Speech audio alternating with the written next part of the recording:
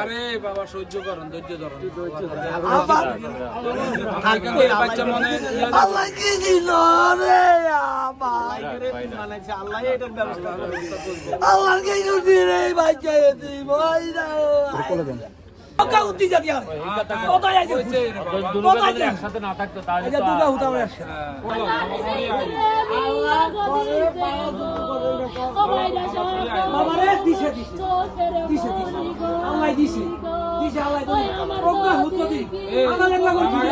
স্বপ্ন বহুত স্বপ্ন আছিল, কোনো স্বপ্ন উড়ে যাবেন। আমি বহুত কষ্ট করছি, বিরাট কষ্ট করে আমি এই ছেলে করে মানুষ করছি, পড়ালেখা করাইছি করাই এই ছেলে করে এই প্রবাসে হারাইছি বহুত জানা না। আইজও আমার ইসলামী ব্যাংকের কিস্তি এলা আইসে চাইতে বলি আমারে, আমি আইজও কিস্তির টাকা দেয় না ছেলে করে প্রবাসে হারাই।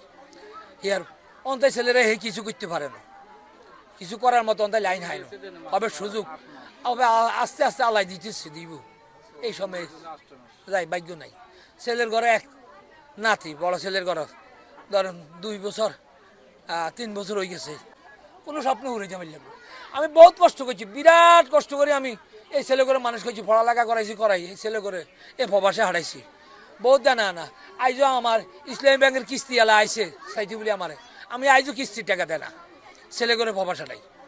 ইয়ার অন্তায় ছেলেরা হে কিছু করতে পারে না, কিছু করার মতো অন্তায় লাইন হাই না, হবে সুযোগ হবে আস্তে আস্তে আল্লাহ দিতেছে দিব। এই সময় যাই ভাগ্য নাই। ছেলের ঘরে এক নাতি, বড় ছেলের ঘর ধরেন 2 বছর 3 বছর হয়ে গেছে।